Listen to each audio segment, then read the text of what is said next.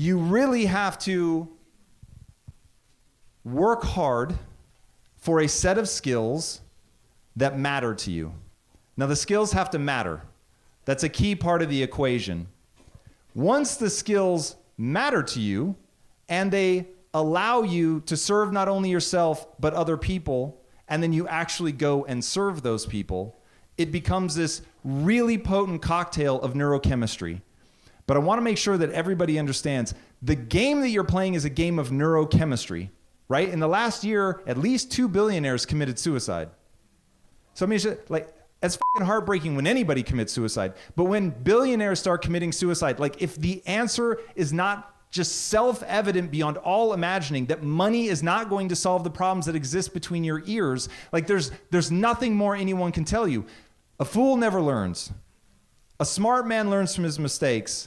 A wise man learns from the mistakes of others. On this one, I'm fucking begging you, be wise. I'm not telling you not to chase money. I'm just saying it's not going to feed you emotionally the way you think it is. So you've got to completely divorce yourself from this notion of outcome and become completely obsessed with the idea of sincere pursuit. Now, why sincere pursuit? The reason to tie your sense of self, your self-esteem, your pride, your ego, your identity, all of that, the reason to tie that to sincere pursuit is it's the only part you can control. I cannot promise you that you'll ever be successful. You cannot promise you that you will be successful. But you can promise and know, if you actually did it, to show up every day and really pursue it. You control your mindset. You control how you feel about yourself. Nobody can actually get you to feel some kind of way about yourself. You allow that shit in, right? That's like the cheesiest self-help shit you're ever gonna hear. But it got cheesy because it's so true, so people repeated it a lot. And if you lose sight of that, if you lose sight of what you allow yourself to think is going to control you at a neurochemical level, and at the neurochemical level, that's going to influence then again how you feel and how you think. And then you get into this death spiral where you're thinking negative shit. You believe in the negative shit, which makes you feel badly about yourself. And then you get stuck in that and you can't get out. And you see a lot of that on the hopes and fears. People afraid they're never going to be able to break free. People in this fucking room that took the time to write it down that they were never going to get out of that negative loop. And that negative loop is really real, but here's the thing. The negative loop is based in biology. And once you begin to understand what the biology is exactly, then you can begin to take control of your life. And step one in the biological train is to break the tie that you have between outcome and worth. Once you begin to break that down, then you can step to shit naked and raw and say, all right, this is just practice. And once you're in that mode of practicing, you're in skill acquisition mode. And the name of the game is fucking skill acquisition. Like it really is sort of that dull and boring. It's just about getting so good at something that you can't be denied. And that's one of those things, like I'm going to say that phrase so much that I worry that's going to become trite. But that is one of the most awe-inspiring notions on the planet. The thought that you could become so good at something that you leave people in awe. And when you can leave people in awe, you can do just about anything you want with your life. The easiest way to talk about awe is to think of sports figures, right? You've got sports figures. You see somebody like Michael Jordan or Kobe Bryant. You see what they do, and you think, oh my God, like they're given a human body just like I was, but look at what they're able to do with theirs. It's absolutely extraordinary. And whenever you talk to the best of the best, these motherfuckers they always put in the work. And that is the obsession that anybody that wants to be great and achieve something has to have. It's got to ultimately boil down to the skill set. Now, here's the problem. The reality, and this is where I think most people get derailed. If you're able to detach yourself from the outcome, you're able to start thinking in this new way. It's about sincere pursuit. That idea of sincere pursuit puts you in the path of skill acquisition. The next thing that kills dreams real fucking fast is the reality of what you're trying to build, to understand the reality. Who knows? What is the second law of thermodynamics? Entropy. Now, entropy is a fancy word for chaos. What it's saying is, this is a fucking law of physics. Everything moves towards chaos. A system without additional energy added will always move towards chaos. Think about your bedroom. Think about the dining room table. Think about anything. You leave that shit alone for 30 seconds, she's already poking him like, yo, motherfucker. I'm going to send him pictures because god damn, that's chaos. That is certainly my wife. She's literally laughing right now because I am an agent of chaos when it comes to that kind of thing. That is for sure. Anything left to its own devices is going to move towards chaos. All right. Staying with physics, how do we then create things that have order and structure? We pour energy into the system. And I'm not saying this in a woo way, and everyone in this room has permission. If you ever hear me use the word quantum mind, just fucking punch me in the mouth. If Einstein didn't understand quantum physics, I assure you, self-help movement does not understand quantum physics. So I want to keep this shit nice and real grounded. That drives me fucking nuts. The reason it drives me nuts is I think it throws people off the trail of what you really have to fucking do. All right, so the thing that really begins to fuck people up is that they have this idea, they want to accomplish something with their life, they're able to move over, start thinking about practice.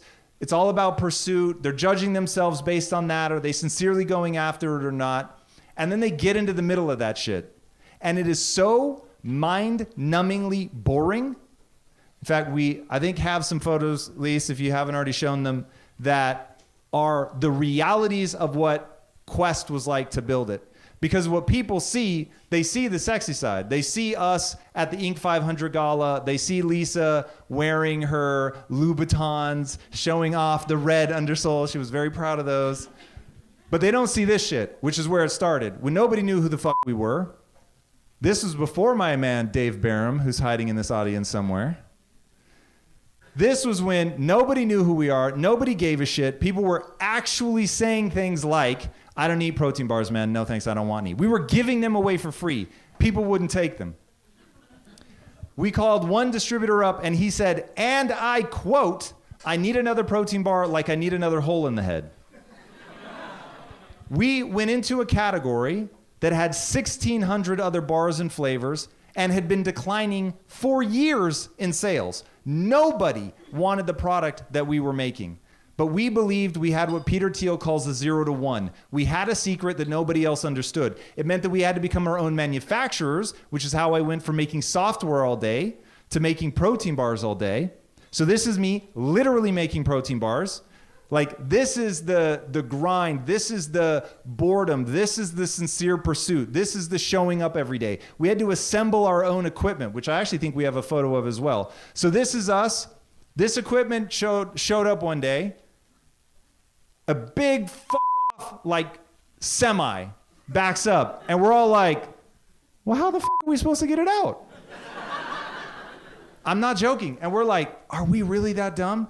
And so we're scrambling and we're like, all right, the neighbor in the building, he's got a forklift, but nobody knows how to drive forklift. And I'm like, actually, I do. And my partner's like, what the fuck? And I'm like, as a kid, man, in my family, you had to work dead-end jobs. My dad had me in a paint factory. I worked in a paint warehouse. I worked in a paint factory and a paint store. I'm a fucking certified forklift driver. So we actually had video of me. I turned to the camera because we were filming it, and I was like, Dad, wax on, wax off. I was like, fuck, you want to talk about a skill I never thought I would need? There it was.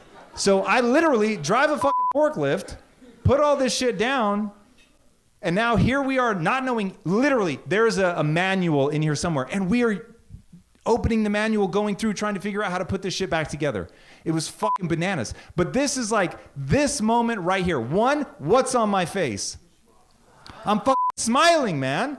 I'm smiling because I believe in what I'm doing. I have a mission. I'm not just trying to get rich. There's something that I believe in. There's people that I love that were suffering that I wanted to do something about. I had them on my mind. And then truly advanced class shit, and hopefully we'll get into this more later, when shit really fucking goes wrong. Man, this is promise to yourself number 2. Promise to yourself number 2. When shit really fucking goes wrong, that's the time to laugh.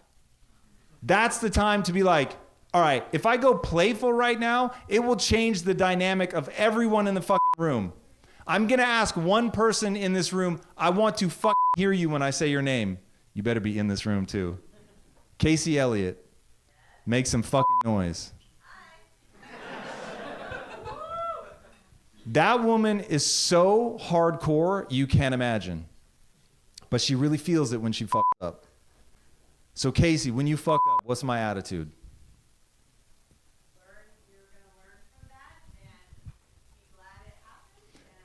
Am I angry? No. Am I upbeat? She's like, motherfucker, you're not upbeat. Understanding. You'll give me that much. Whenever possible, to bounce in that opposite direction and change the dynamic of the way that you're thinking so that you don't get trapped in your own neurochemistry. Because when you have an emotion, the chances are you believe that emotion. But the brain has this crazy fucking weird mechanism where however big you react, it goes, oh, it was that big of a deal. So if you freak the fuck out and you're yelling and screaming, then your brain's like, yeah, man, it matters that fucking much. Like, I said no cheese on this fucking hamburger. There's fucking cheese on this burger. That shit is crazy. You can't fucking do that. You can't get the fucking paper. It says no cheese. And when you wind yourself up like that, then literally it just gets hardwired that, yeah, this really is that catastrophic. But the reverse is true. Something horrifying happens. Something terrible goes wrong. And if you can, in your mind, just flip it and be like, yeah, we're going to figure this out. And I remember in the early days when we got the equipment, everyone told us, guys, the bar you want to make, it cannot be made. And I can't tell you how many times we heard that. It's kind of a boring story as to why. But people just kept telling us over and over, it can't be made, it can't be made. We never planned to be our own manufacturer. We thought we'd outsource that. Every time we went to make it somewhere, they said, you're going to have to add liquid sugar to this. Otherwise, there's just no way to make it. And we said, well, that would defeat the purpose of the whole company, so we're not going to do that. So we're going to go buy our own equipment. They're like, you can buy it. It's not going to fucking work. And we were like, no, man, this is definitely people are just being too lazy. And we've got the will to see this shit through. So we're like, all right, let's buy it, send it in, got it, put it together. We're like, I knew it. Forklift driving, the whole nine. We're like, yeah, we got this. And then we ran the first attempt. And it didn't work. Yeah, that shit, you can't make that bar on that equipment. I'll save you some time. If anybody wants to buy some old equipment, by the way, let me know. So we had like this area that we called our follies. And so we would take things that didn't work and we would put them over there.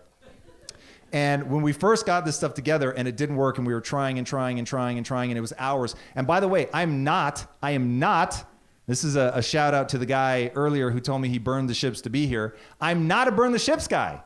I don't think you need to burn ships.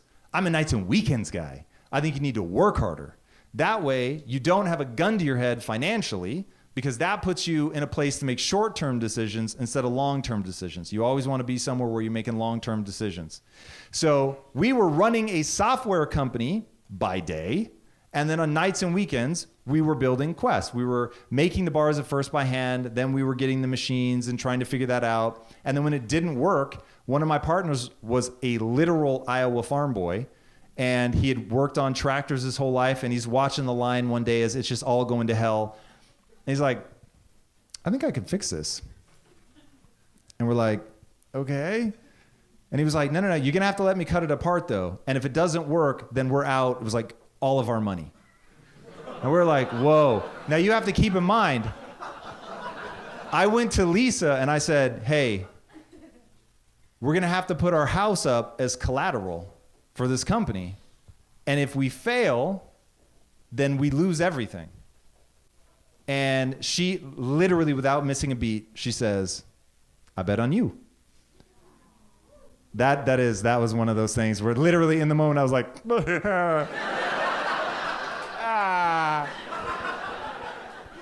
say it again. Which she has so many times. That woman, she is for real, ride or die.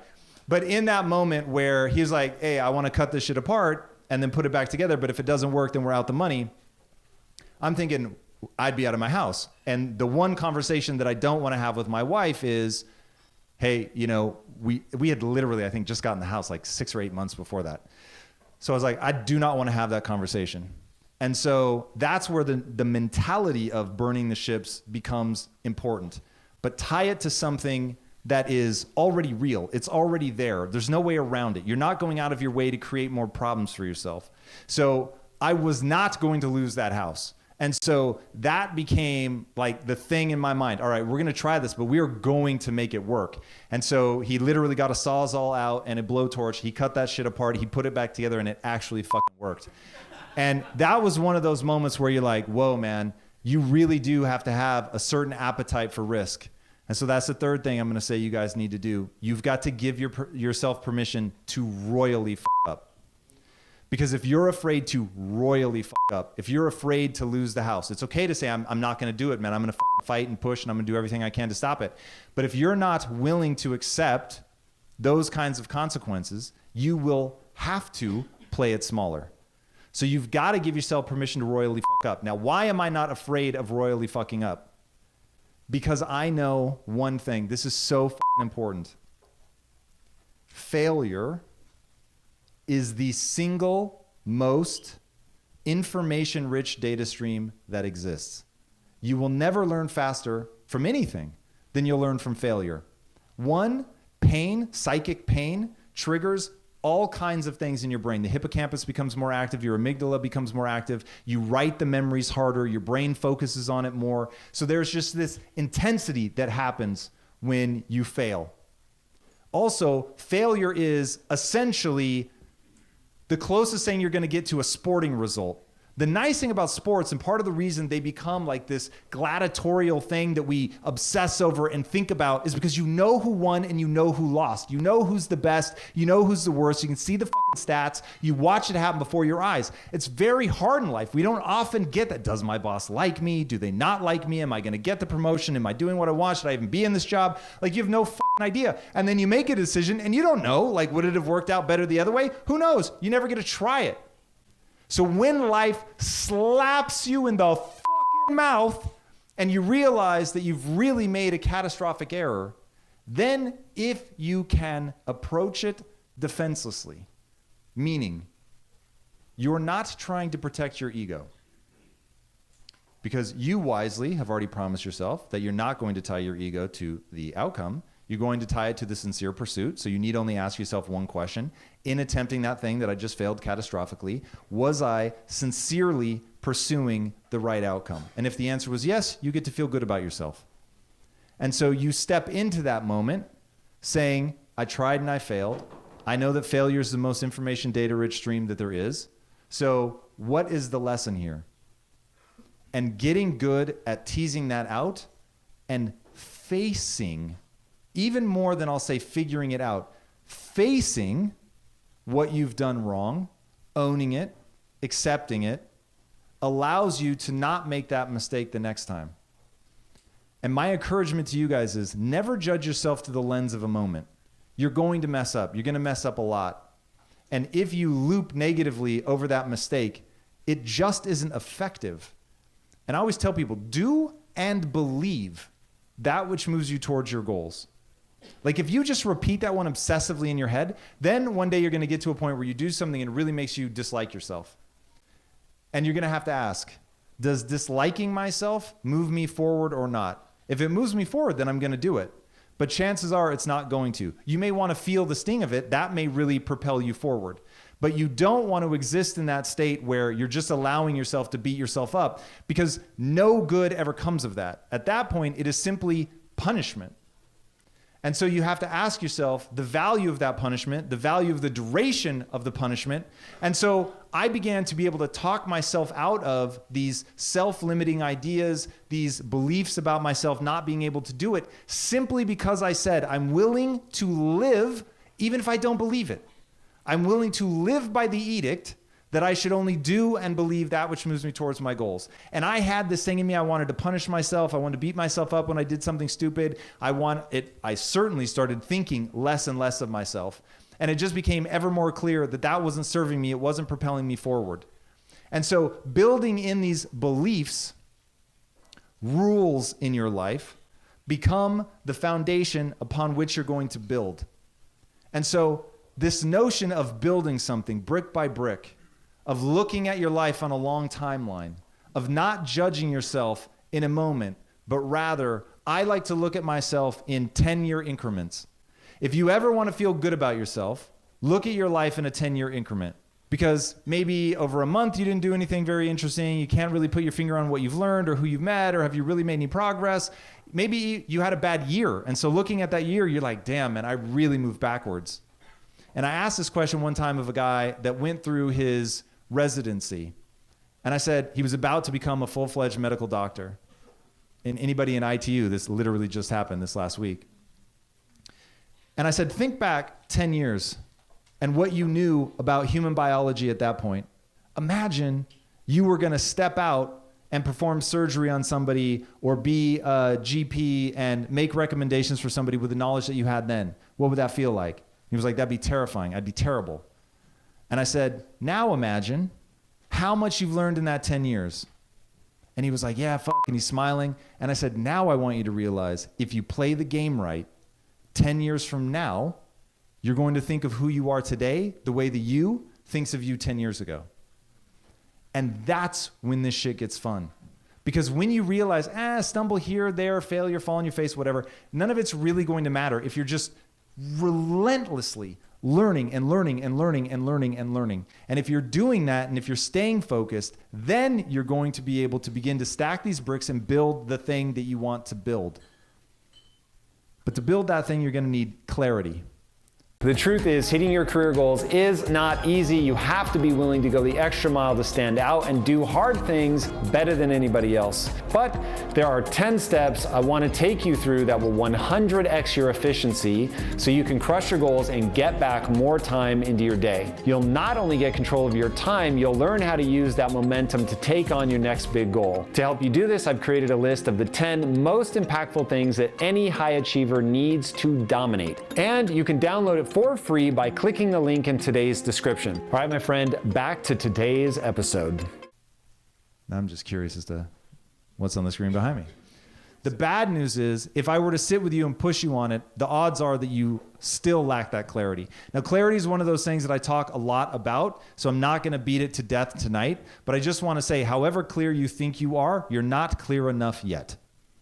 And the reason that I can say that just beyond a shadow of a doubt is, when you know something from like 10,000 angles, you just know it from every which way. You know exactly, like quadrants on a map. You know precisely latitude, longitude, all of it, down to like a grain of sand of where you're trying to head. When you have that, then you really can come at it from any angle. You can divert for a moment because you know where you're going back to. When you don't have that clarity, you're always lost. And that's where most entrepreneurs spend their time. Because remember, if I was the person I wanted to be, I would have walked out tonight and said, the only thing that stands between you and your dreams is a set of skills. And then drop the fucking mic. But I know that that doesn't break through. It doesn't get through to people the way that I want it to. But if you can return to that over and over and over and over, every time something goes wrong in my life, I am asking myself one simple question. What is it that I suck at? I suck at something. There's something I'm doing wrong. By definition, if I were doing it right, then I would be getting the outcome that I wanted. I'm not getting the outcome that I want, therefore I'm doing something wrong. It is all my fault. I'm not trying to feel badly about myself because I am divorced from the outcome. I'm only valuing myself for being a learner, sincerely pursuing. That's it. So I'm not saying all that stuff to kick the shit out of myself, to feel badly about myself, to hold myself back. I'm saying it because the fucking reality, working your ass off, getting fucking good. By the way, this is me at an airport. We had a delay. In fact, anybody see the Tony Robbins episode? That's me stuck in the fucking airport on our way to interview Tony Robbins. And I was like, this motherfucker is going to know I know who he is. The intro was like broken into chapter and verse. I had that shit down. He actually, I don't remember if it made the final cut, but he was like, yo, I'm sorry you had to read all that. I was like, Tony, I needed you to know. I know who the fuck you are, Tony. But like really going in heads down, like just believe. This is my new obsession. The human animal. We don't have big fangs. We don't have sharp claws. What we have is the ability to change. We're crazy fucking adaptive. And I'm sure you guys have heard the quote, it's not the strongest of the species that survives, nor the most intelligent, but rather the most adaptive to change. Our ability to change is unparalleled. There is no other animal that you can find in the number of locations that you can find us. My famous before and after. Hey, nothing quite like standing in front of a group of people in your underwear twice. I would like to point out my wife put these together. Well, first, let's talk about the one on the left. This is one of my favorite stories. So I had been lifting, believe it or not, for a long time over on the, I guess, your guys' left. Yeah. So on the left, my heavy picture. I've been lifting and lifting and lifting and lifting. And I went to see this friend that I hadn't seen in years. And I wore my tightest shirt. And I was like, oh man, she's going to say something. And my wife knew how excited I was. I was like, she's going to see me and be like, oh my God, you got so buff. What did you do? And sat down, spent the whole night with her. And she didn't say a goddamn thing. Like, didn't even bring it up. And I was like, what? And so my wife and I are leaving. That lovely, beautiful woman who introduced me. And she said, when I asked, I said, yo, can you believe Sophie didn't say anything? And she was like, oh, maybe she just thought you got fat. What'd you say? That's a possibility? What? I was literally beside myself. That is actually the night that was said to me. I was like, all right, we're taking that fucking before picture right now. Right this very second. And then it's about an unending amount of work. There are 2 years in between these pictures, 2 grueling years of fighting with my wife because she was telling me that I was dieting wrong, and I was so fucking hungry, I could not hear that shit. You can't try to take a man's fat burger when he's doing 2 hours of cardio a fucking day, all right? That's icy shit.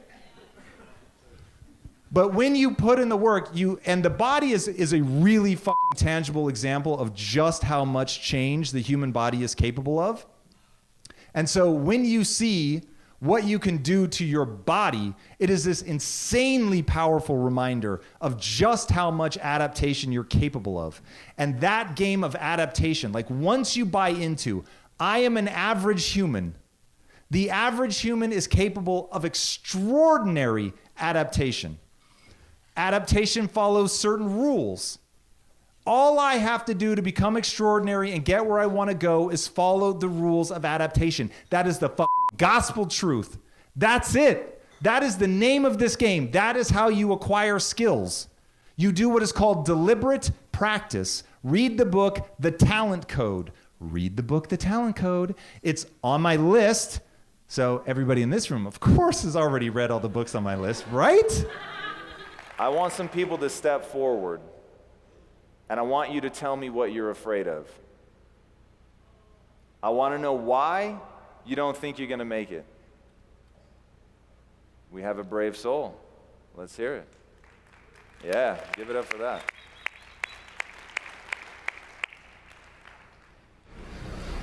I'm afraid of getting to the end of my life and realizing that I did not become the best version of myself, knowing that I got to the very end of my life and I did not accomplish every single thing I know I believe in my heart that I deserve to have.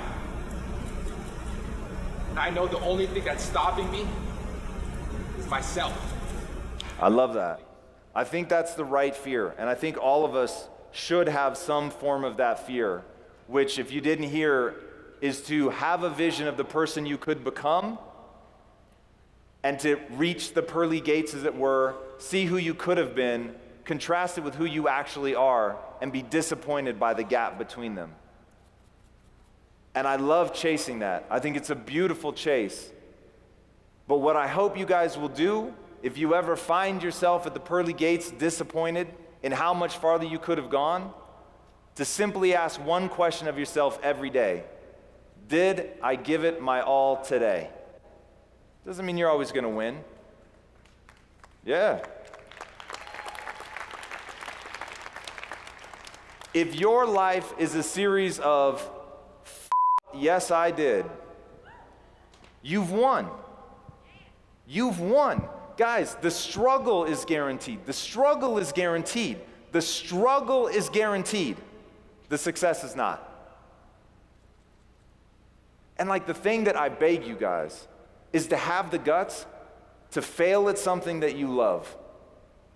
And when you are on the mud, on your face, and people are laughing, the I told you so's are coming out, that you remember one simple fact. You loved what you were doing, and you left it out on the field. What the else is there? Legitimately, like, I'm getting emotional. What the else is there? What more can you ask of yourself than to really try, to really say, I give a shit about this?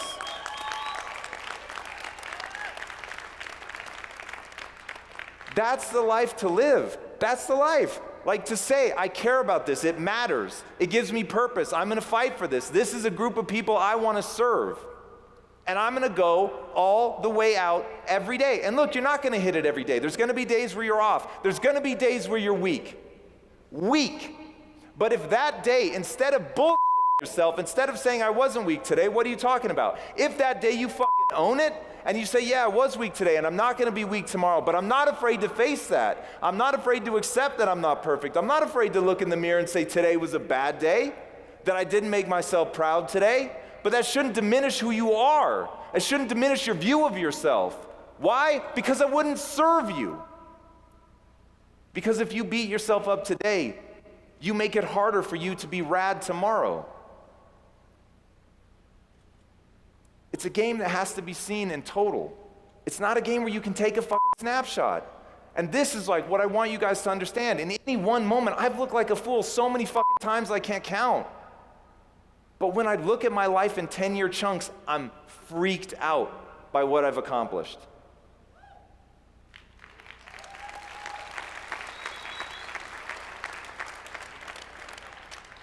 So I'm okay if I don't become the ultimate version of what I could become. But I won't tolerate not trying.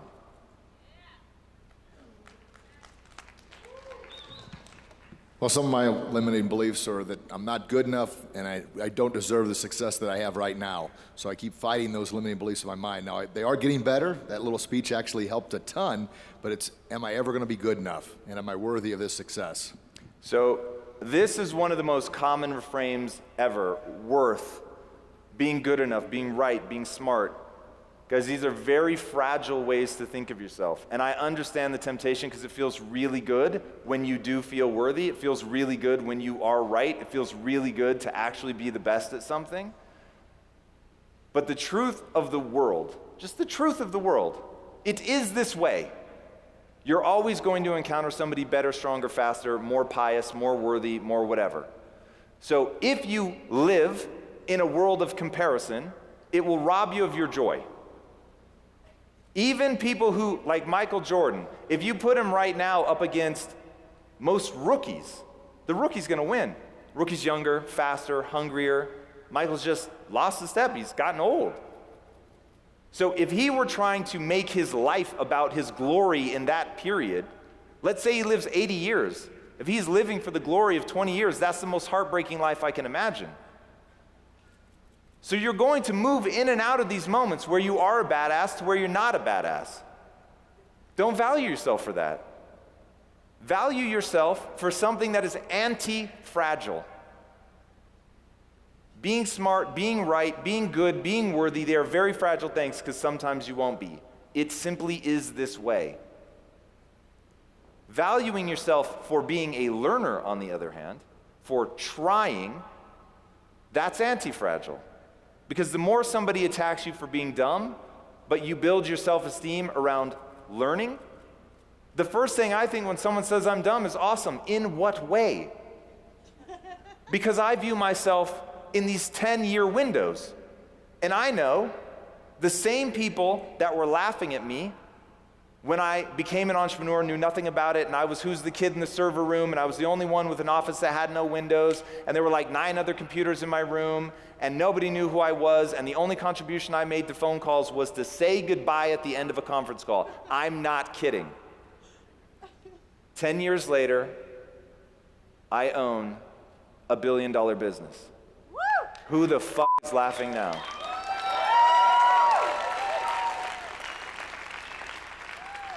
But it only worked because I didn't mind looking stupid. It only worked because I wasn't asking myself whether I was worthy or whether I deserved it. I just asked myself, am I leaving it all out on the field? Yes or no? Am I learning? Yes or no? And if I'm not, I didn't go, oh, that makes me a bad person. I went, I need to change my actions to get a different result. And once you start thinking like that, and you literally value yourself for how hard you're trying, how much you're learning, how willing you are to accept when you fall on your face, so you don't try to get out from under it or campaign to convince people that you're better than you really are. Fucking own where you're at. Because once you're real about it, then you can make progress. But if your energy cycles go to bullshitting yourself, you'll never get out of it. So for me, it's my happiness now. I believe that's as happy as I can be. And it's hard to realize that there is progression, and I make that progression. That it's not going through 4 years of school to make that progression. It's actively participating in my own life and being able to bounce back and forth between those as a human. Dude, that's raw. Thank you for that, by the way. Please honor that. That was beautiful. So here's the thing about happiness. Happiness is by nature transient. Happiness is also a neurochemical state. And for me to get out from under my brain, I finally had to understand that neurochemistry is fickle, and it changes from 1 minute to the next. In fact, who's ever had a day, in the same day, where you thought, I'm so fucking amazing? Like, this shit is crazy. For real, are other people this good at anything? Like, I'm the shit. And then, I'm not joking, 40 minutes later, you're like, oh, fuck, man, I am spastic. I can't believe it. I'm never gonna succeed. Like, this is a joke. I'm a total piece of shit. Who's ever been there? All right, that's essentially universal hands in the air. So just know the next time that you have one of those down moments, remember, everybody else is feeling that. The joke is on all of us. We're all feeling it, but we think we're the only ones, so we hide it. So we get in these loops about happiness. Look, happiness comes and goes. It's super transient. You're gonna feel it 1 minute, you're not gonna feel it the next. That is the nature of things.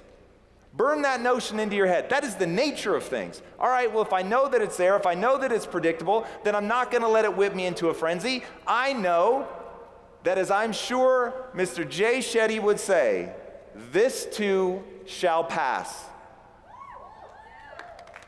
Learn that phrase and learn it well. This too shall pass. The highs will pass. The lows will pass. So don't focus on happiness. It's too transient. Focus on fulfillment. Fulfillment is defined very simply. You work very hard for a set of skills that have meaning to you. You care about them in and of themselves. And those skills that you have worked so hard to obtain, they allow you to serve not only yourself, but others.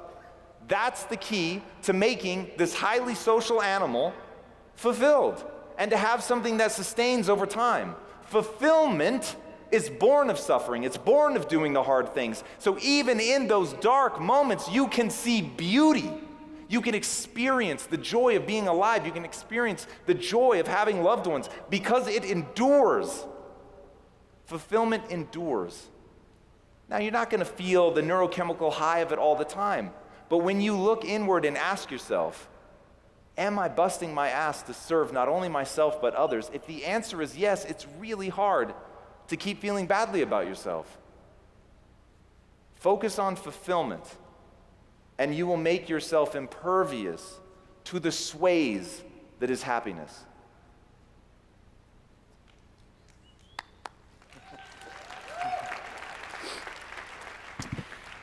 Mine is, as a single father of 3 beautiful girls, I have limited time with them.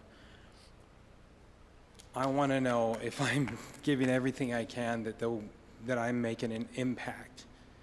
And I'm always worried that what little time that I have, do they feel loved? Do they feel value? Am I instilling that in them?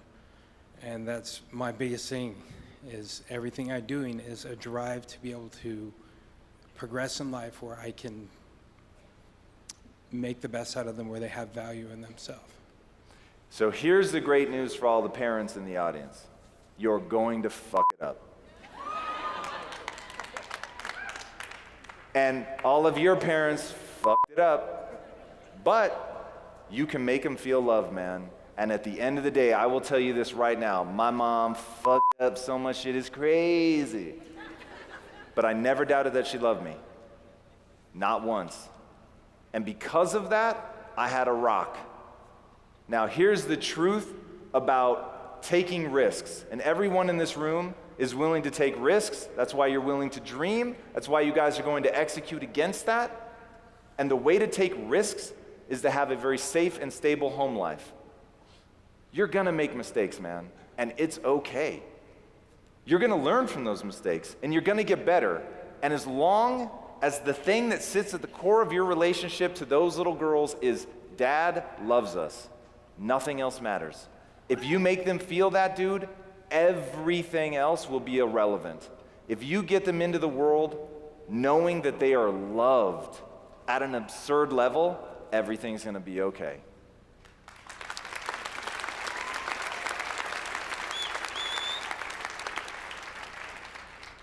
So for a long time, most of my life, it's been that I can't do something.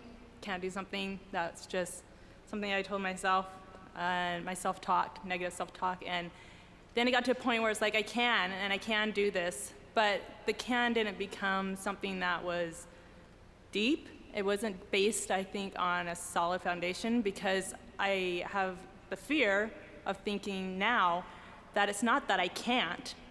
The fear is that I can. So I'm trying to break through the can. So that's where I am right now. I love that, and I think that's the right fear. Once you realize you meet minimum requirements, you should be afraid. Okay, I can, and now it's all a question of, am I actually going to do it, and am I going to follow through with it? Yeah. And then I'm gonna say to you, you're focused on the wrong thing. Because it doesn't matter if you're ever successful. Because truly, and to give you guys a little bit of my background, I went from scrounging in my couch cushions to find enough change to put gas in my car, to helping build this technology company. I was hired as a copywriter, and I worked my way up. I became a multi-millionaire inside that company on paper, and I was miserable. And I thought, this is a joke. I'm living the cliche of money can't buy happiness. What the fuck? How many people had to say it, and I still didn't believe it? Like, how many people literally have to tell you money is not going to give you the thing that you want? I've had every opportunity up here to be like, yeah, motherfuckers, get rich. That shit is cool as hell. And here's the thing, people will chase money forever. Why? Because it's real. Money is real. Money is powerful. But money's not at all what you think it is. You think, when it comes to success, like getting there, making it, achieving it, the way that you see somebody that's achieved it now, however you define that, and you look at them and you think, oh my God, they're amazing. You think you're gonna think the same thing about yourself, and you won't. And I had the very good fortune, my wealth came all at once. I built a company, I had tons of equity in the company, I was worth hundreds of millions of dollars on paper, but I was still driving a beat up car, and my life was whatever. I was in a normal house, I was making a good salary, no need to feel sorry for me. But in terms of like the wealth moment, it literally came in an instant. It was, all right guys, the money's been wired, and you hit refresh on your bank account. Refresh, and then bam, you're fucking crazy rich. And it's like commas and zeros, and you're like, holy shit. I don't feel any differently about myself. And all of my insecurities, all the things that I beat myself up for, all of it, still right here. It literally didn't change anything. I could buy neater stuff, but the only thing, like if you want to know what money really does, money lets you build. I'm building impact theory. I'm going to win because I have the intensity and I have the capital. That's money. But money doesn't touch who you are. So my thing is, I may go broke building impact theory. That is a reality. Because I know the struggle's guaranteed, the success isn't. So it's very possible I'm betting my fortune right now on building this thing. Maybe it doesn't work. But that won't touch how I feel about myself. Losing the money won't touch how I feel about myself any more than making the money couldn't touch how I felt about myself. Because you either do the internal work of like, I know who I am. The thing that you'll resent isn't whether or not you make it. The thing that you'll resent is, now that you know you can, will you actually try? Trying is what you're going to judge yourself on. Hey, don't cheer on that. That shit is scary. That's the one I want you guys to think about today. Because none of you, your family won't weep for you if you don't succeed. Two things will happen on your deathbed if you failed. You really went for something and you failed. One, they will all mourn that you weren't able to live your life because you were so myopically focused on the goal that you forgot to enjoy the journey, and somewhere along the way you stopped loving. You stopped loving them, you stopped loving yourself, because all you could see was succeeding, getting that thing, the tick on the paper box, and you lost your way. That's possibility number one. Possibility number two is they're like, hey, this motherfucker tried, and it was inspiring. And just to see them go day after day after day in the face of so much defeat, but to have the will and determination to keep going. Winston Churchill said, and I quote, success is going from failure to failure to failure without a loss of enthusiasm. It doesn't matter if you win, that's not success. The success is going from the failure to the failure to the failure and still being excited to show up. It's like, this is how I liken success. Success is like love. You know the beautiful part about love? Getting the shit kicked out of you and then coming back for more. That's so hopeful. That's so optimistic. To be like, whoa, I just had my ass handed to me, and yet I want to be vulnerable again. I want to go through this again. I want to open myself up to this. I want to be touched by that. I want to feel that. Fucking people can get behind that, man. We can get excited about that. We want to be friends with people like that. We want to feel that in our own lives, that willingness to have tasted defeat and still come in open and not jaded. How beautiful is that? So I promise, the only thing you will ever judge yourself for is whether or not you tried. And since succeeding doesn't matter, you might as well try. You've written before about having no direction when you were younger until you realized a growth mindset and applied yourself. What was and how did you find the original motivation to see change and break out of your old patterns? I find that's one of the hardest things. All right, so this is of course a very complex answer. To give you like every nitty gritty thing of how I ended up finally making that shift it would take like a 6-part docu-series, of 4 hours each, but I'll shorten it to the like trigger moment that really changed everything. So I go to my now father-in-law to ask for his blessing to marry his daughter. And he says no. And I was like, whoa, okay, well, at least you're being honest. And I had said, look, I know what you see as this young, broke, undereducated kid, but I promise one day I'm going to make your daughter a wealthy woman. And he was like, very kind, very kind. My father-in-law has always been extraordinarily kind to me, but he was nonetheless honest about that he didn't see how I was going to take care of his daughter. And he even asked me directly, he said, look, I have become very successful, my father-in-law, and I have given Lisa a certain lifestyle. And how do you plan to take care of her? And I was like, so full of that youthful, like, no, you don't understand. Like, I'm going to become something. And then I had to reconcile that idea because she ended up saying yes.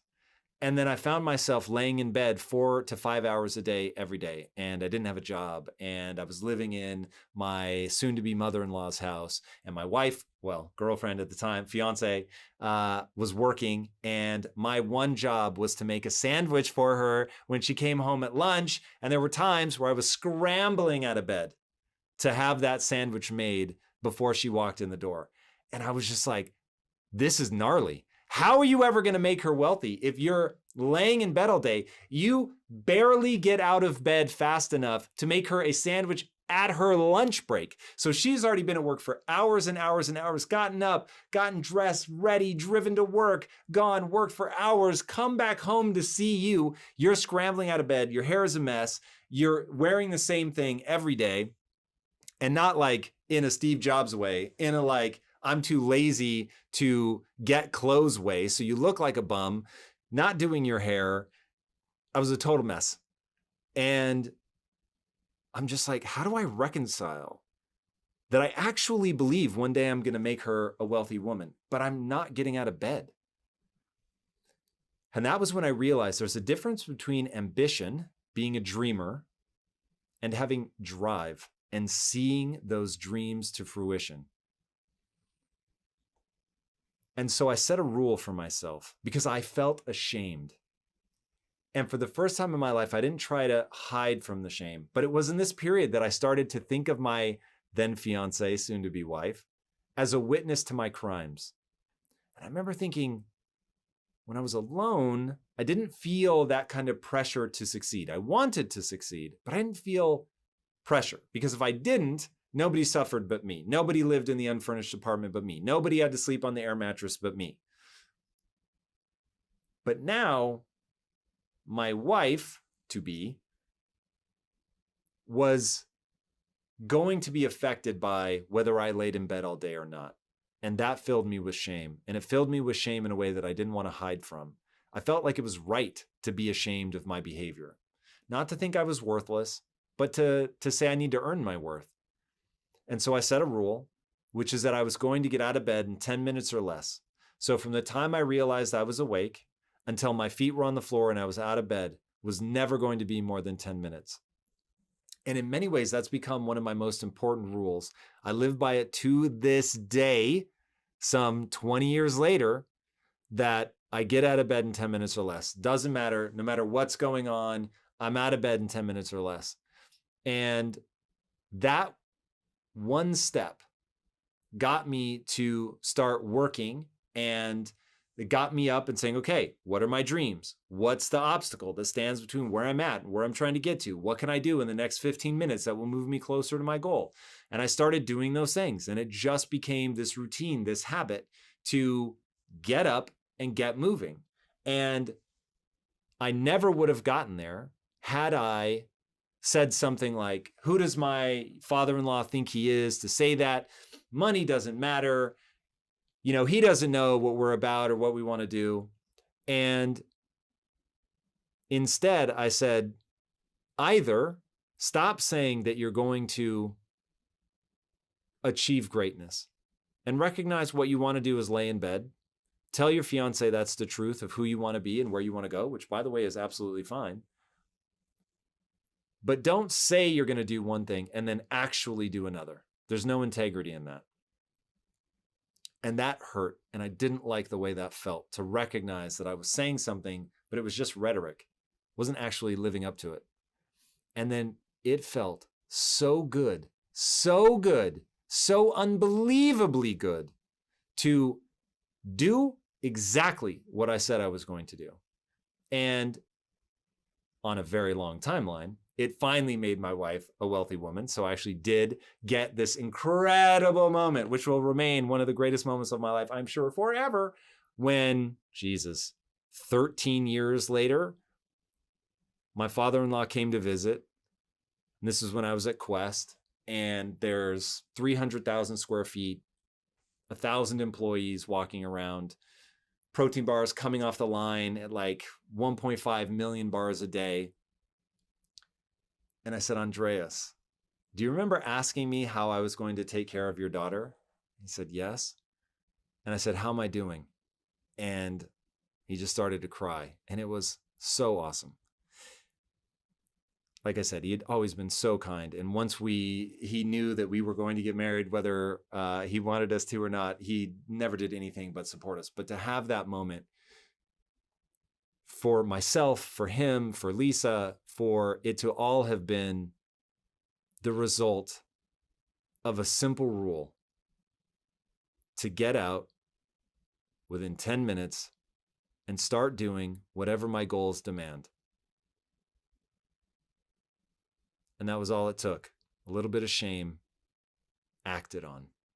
What is up, my friend? Tom Bilyeu here, and I have a big question to ask you. How would you rate your level of personal discipline on a scale of 1 to 10? If your answer is anything less than a 10, I've got something cool for you. And let me tell you right now, discipline, by its very nature, means compelling yourself to do difficult things that are stressful, boring, which is what kills most people, or possibly scary or even painful. Now, here is the thing. Achieving huge goals and stretching to reach your potential requires you to do those challenging, stressful things and to stick with them even when it gets boring, and it will get boring. Building your levels of personal discipline is not easy, but let me tell you, it pays off. In fact, I will tell you, you're never going to achieve anything meaningful unless you develop discipline. All right, I've just released a class from Impact Theory University called How to Build Ironclad Discipline that teaches you the process of building yourself up in this area so that you can push yourself to do the hard things that greatness is going to require of you. All right, click the link on the screen, register for this class right now, and let's get to work. I will see you inside this workshop from Impact Theory University. Until then, my friends, be legendary. Peace out.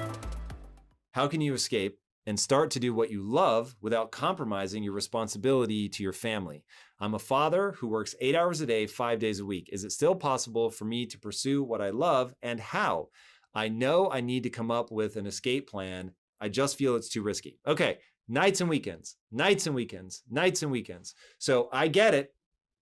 Between working your job and the kids, it is not going to be easy.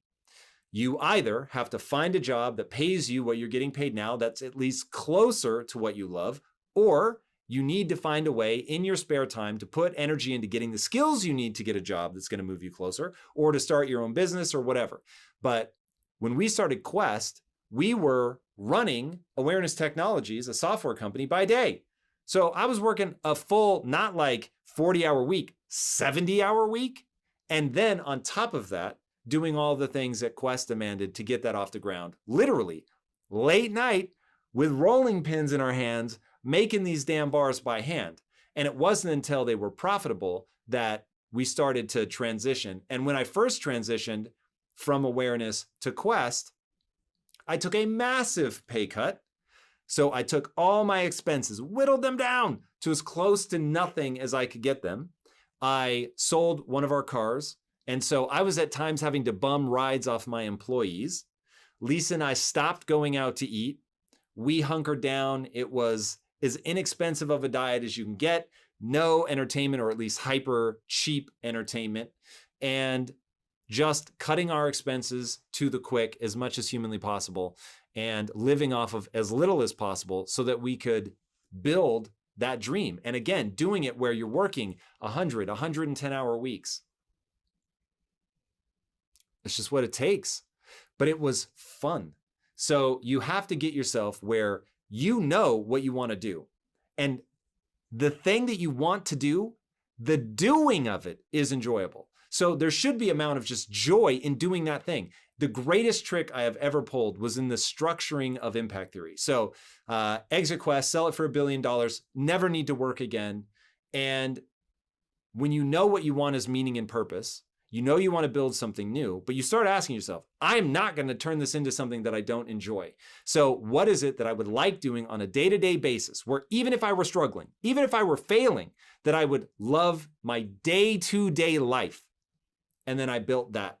So there is a job out there. There is a company out there. There is a side hustle that you can do, that the doing of the thing is, call it at least 70% joy. there's always going to be overhead. There's always going to be stuff that you don't enjoy doing.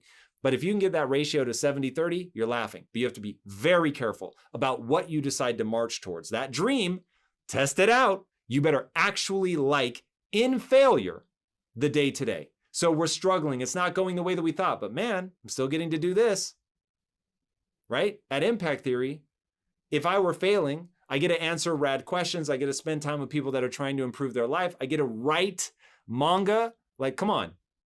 It's amazing. So even if I fail, my day-to-day is extraordinarily joyful.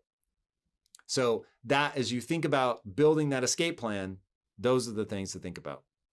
How do you overcome the inner voice that keeps telling you that it's too late to redefine your life or take the time needed for redefinition? At 36, I'm scared more than ever to lose, therefore not trying. These what ifs are shaping my fears. Okay, here's the good news. At 36, homie, you are young. You are young. The average person lives to 78. So it's like, what are you? You're roughly halfway. So you've still got a lot of years left. To me, I think you can work all out. I work 93 hours a week. I think I can work all out 93 hours a week until at least 65. Now, I want to stay in such great shape that I can push that. And by the time I get to 65, I'm like, 65? Why would I have to slow down now? 75. Let's go. So doing the things that I love, making sure that I'm taking care of my mental health, making sure that I'm taking care of my physical body, right? I treat my mind and my body the way that LeBron treats his. It's like business is my game, and I want to play this game for as long as humanly possible. So the real question is, what is it that you can fall in love with enough that makes all the fighting through the negative voice and all of that worth it? So that's number one, is just to recognize that you've got a long timeline ahead of you. But let's say that the person that's asking this question is 65 and they're like, oh my God, the technical revolution that's going on, I don't want to have to learn this stuff. Stop. That's just being afraid of change. There is a process that you can go through that, instead of being about change, is about falling in love. But it starts with belief. Your behaviors follow your belief. And if you believe that you're too old to learn something new, then you won't learn something new. So what I want you to do is focus on how fun learning is. It doesn't even need to be this big change or swing in your life. Just the act of learning is fun. The second thing I want you to focus on is that when Nobel Prizes are won, they are typically won where two big areas overlap. So in reinventing yourself, you're not getting rid of all of your old experience. It's going to aid you in ways that you can't yet understand. So for instance, I went from technology, building security software, well, first filmmaking, right? Teaching film, to building security software, as random as you get. So seemed like, oh, there's no overlap here. Then I went from, and what I realized was being a filmmaker made me a better marketer. Then at Awareness Technologies, I've learned all this tech. I've learned much more about marketing. Now I go into nutrition and I realize, okay, hold on. All the things that I learned about marketing and storytelling now go into Quest. And in fact, was one of the reasons that we grew as fast as we did was I was approaching content creation as a storyteller and not as a traditional advertiser or marketer would. And so I did that before other people were doing it because I had the experience in the other areas. Now, if I hadn't had the experience in those other areas that it seemed like I was leaving behind, I was just reinventing myself, then I'm sure that would have been super scary. But the reality was recognizing, whoa, like all of this stuff comes with me. I'm bringing this experience with me. And now as I went from Quest to Impact Theory, I've been able to see things very clearly. So take when we first started into comics, we were in physical print comics. We spent about 4 months in physical print comics. I realized how their distribution works. I was like, this is a joke. You have to be kidding. All my experience at Quest, with like 40,000 points of distribution or whatever was massive. Tens of thousands of individual points of distribution. You get reporting on all of it. You know exactly where your product is going. It's incredible. So I was like, the way that they're reporting over here in the comic industry is a joke. You will never be able to sell very well. This is obviously going to die. So we immediately got out of that and went purely digital. Now, I wouldn't have had that insight had I not had the experience. So it's recognizing, having a different belief about your previous experience, what your age means. If you let your age determine that, oh, there's very little life left for me to live and I'm trying to retire by 50 or whatever it is story that you're telling yourself, you tell yourself a different story, which is that the more I learn, the more different areas that I can really develop some mastery in, the more likely I am to have fun and be successful as I go along. And that's a critical thing. And then the last one, this is a weird game. Are you ready for it? It's what I call the brain in a vat thought experiment. This sounds dumb, but the number of mental traps this gets me out of is extraordinary. So what I say, if I'm lamenting that, oh my God, I'm 45, like, am I ever going to be able to pull off the things that I want? I would say this to myself: Tom, for all you know, you're a brain in a vat, and that all of this is an illusion. And I mean that literally, that first of all, everything that you see really is an illusion. Your brain is encased in total darkness, and yet you feel like you see all this stuff, but light never actually touches your brain. Let that sink in. But it's even possible that this is actually a simulation, like Matrix style simulation. You can do the research on that to see that mathematically, it's actually more probable that you're in a simulation than you're not. Now, I actually don't believe you are, but it's a fascinating thought experiment that has some credibility to it. So, okay, since this could be a simulation, what if I just became conscious this moment, and everything prior to this moment is just programmatic context that's needed for my human brain to work the way that it's supposed to work? And so age is literally just a number. The belief that I have that, I'm getting over the hill and it's probably too late for me and it's too late to, reinvent myself, and I've got mortgage and I've got kids and, it's just irresponsible for me. Those are all beliefs that were programmed in me to get me to act a certain way now. So if I could change those beliefs, it would give me different feelings and different behaviors right now. And since this is all just a simulation anyway, and none of those are real, I don't have to feel beholden to those. Now, I know how absurd that sounds. Remember, I don't actually think we are in a simulation. I don't actually think that I'm a brain in a vat other than just the way that the human animal actually is. But running that thought experiment reminds you of one simple truth. Your beliefs govern your behaviors. So if your beliefs govern your behaviors, and by the way, beliefs are not recognized truth. They're simply choices that you've made along the way. Beliefs are not objective truth. You have to recognize that. So they're decisions that you've made about what you're going to believe in. So, okay, if these are just decisions that I've made, then I can make different decisions. I can believe different things. And if my behaviors are governed by my beliefs and I change my beliefs, then I will change my behaviors. And so that's what I would do if I were having a thought like that. And then I would just remind myself, I love learning new shit. So now I'm just going to go learn something that could lead me down a path that I want to go down, and recognize that it's going to take a long ass time. And that's fine, because it's fun learning and getting better. Balance, having a sense of urgency, and being patient. These ideas seem paradoxical, and these ideas are paradoxical. So first of all, I'm not a big fan of being patient. So I used to wear a shirt that said F patience, as in patience.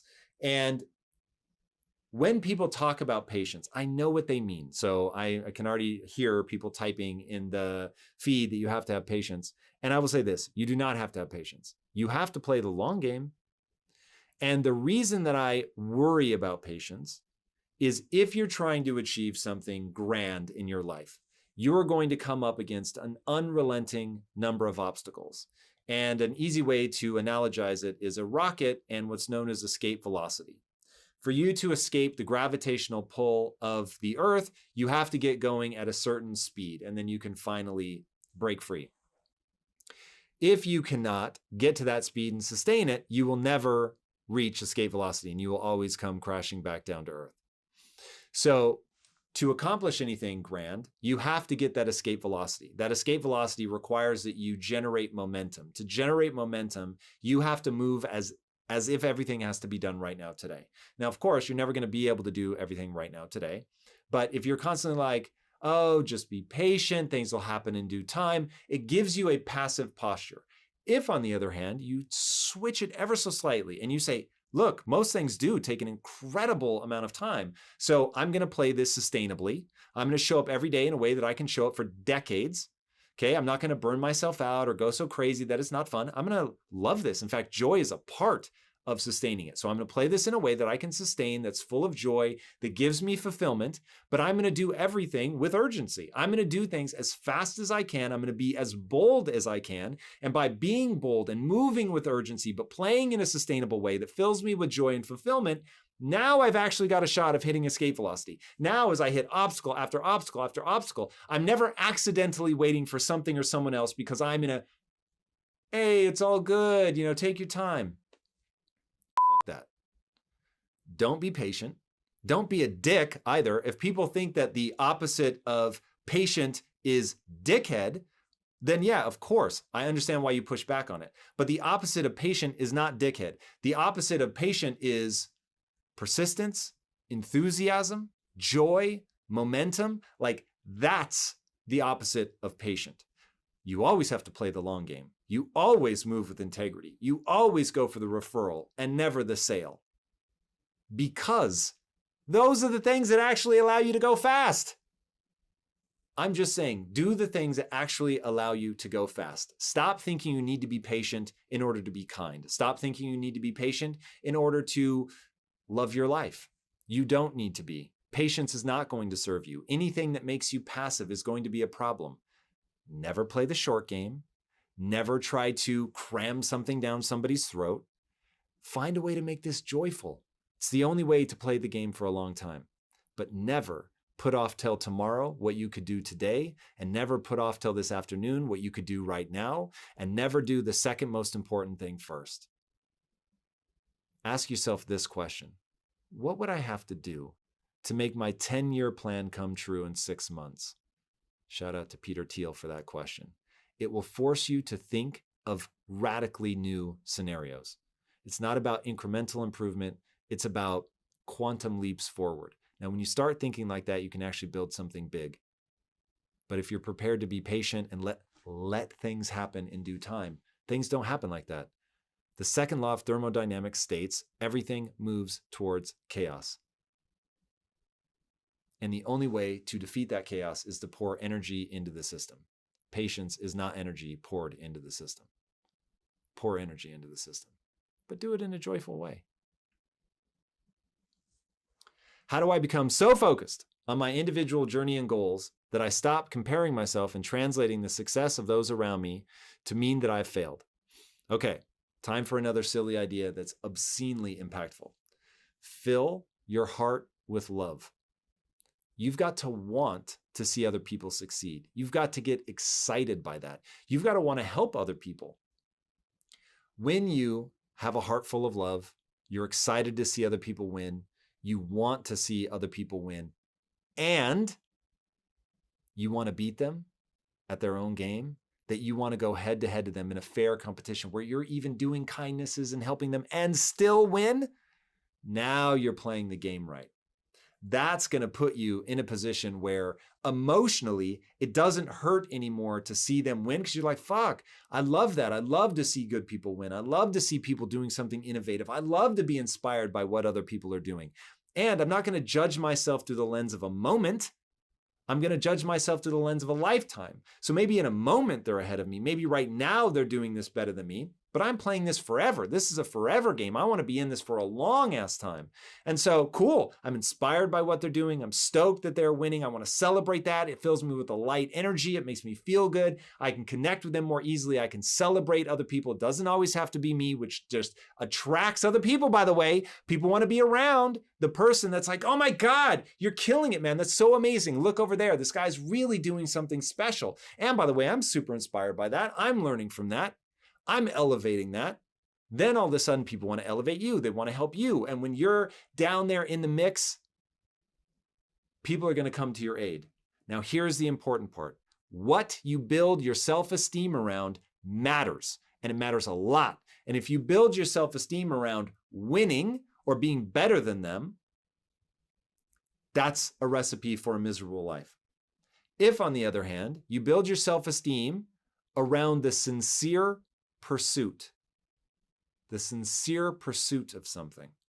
So I'm trying to build the next Disney. I'm trying to make sure that nobody makes it to the age of 15 without encountering a growth mindset. Okay, word.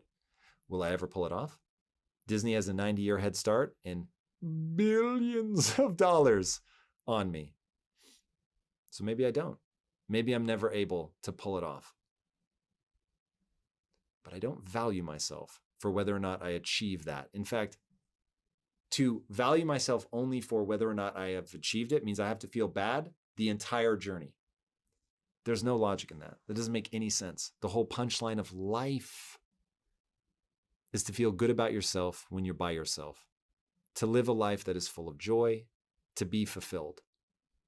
Okay, that's the punchline. It's not money, not wealth, not fame, not adulation, not winning. It's joy. So,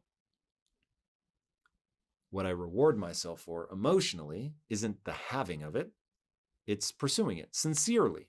Not rhetoric, not showing up and saying, oh, I want to build the next Disney, but it's really just talk. No.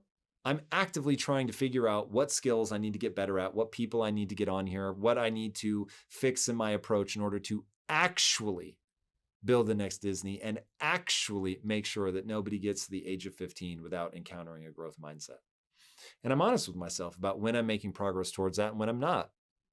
And the reason that I'm so honest with myself, because that always stings when I realize I'm not, it makes me adjust course and means that I have a much better shot of actually getting there because I actually am really, truly, sincerely trying to get to that goal. I just don't value myself for getting it. I value myself for sincerely actually showing up and doing the things I need to do to make it come true.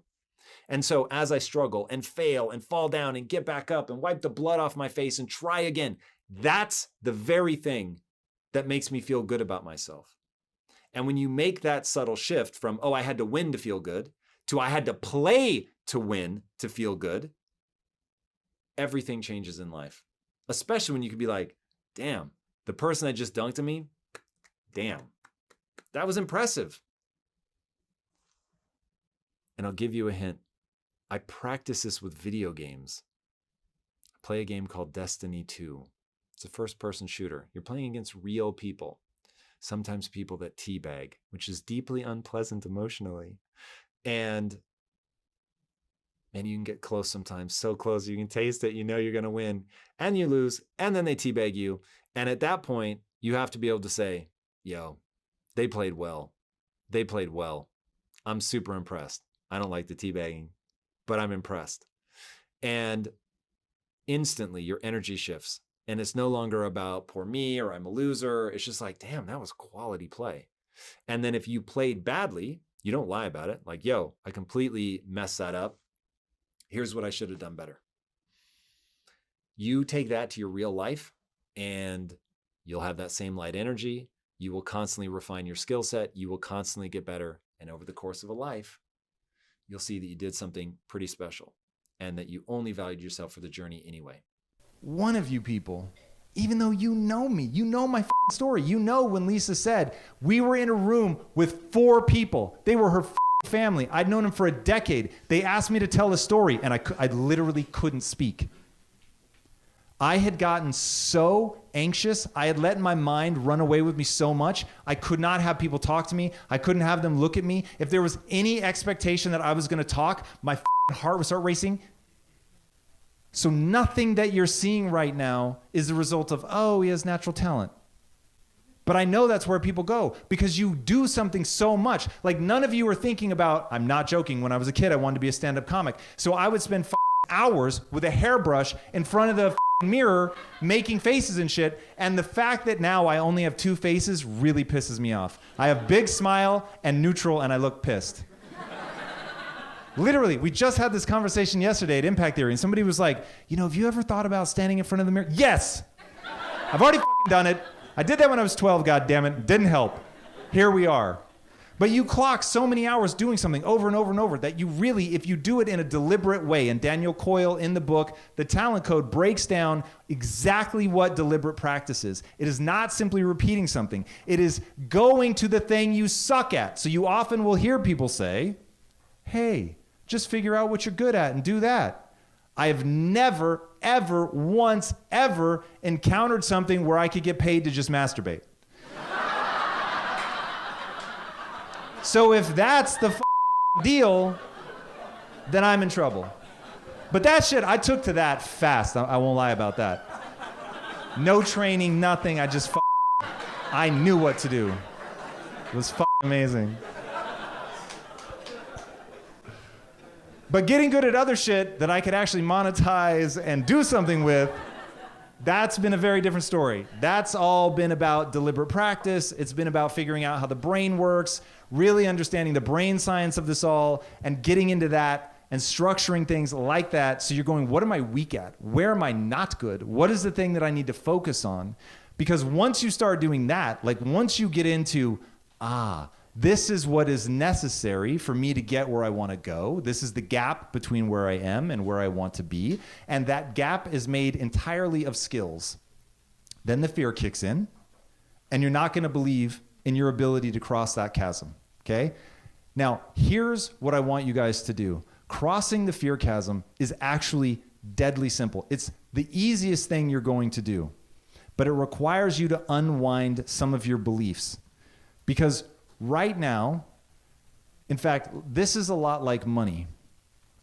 People are going to tell you, money can't buy happiness. And they're going to say, then don't chase it. And you're going to think, but God damn, I have to pay rent.